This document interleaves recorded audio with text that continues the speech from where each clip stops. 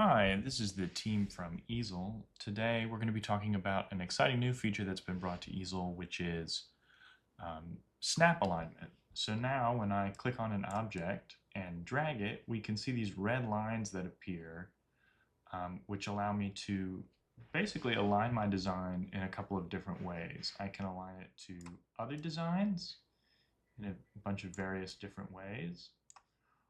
Or I can maintain the alignment in one plane while I move it on another. So if I click on this and move it down, I can keep it aligned on the x-axis while moving it along the y. Or if I move it along the x-axis, I can keep it aligned on the y.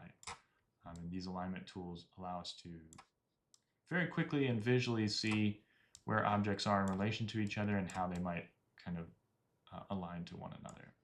It also can find the center very easily.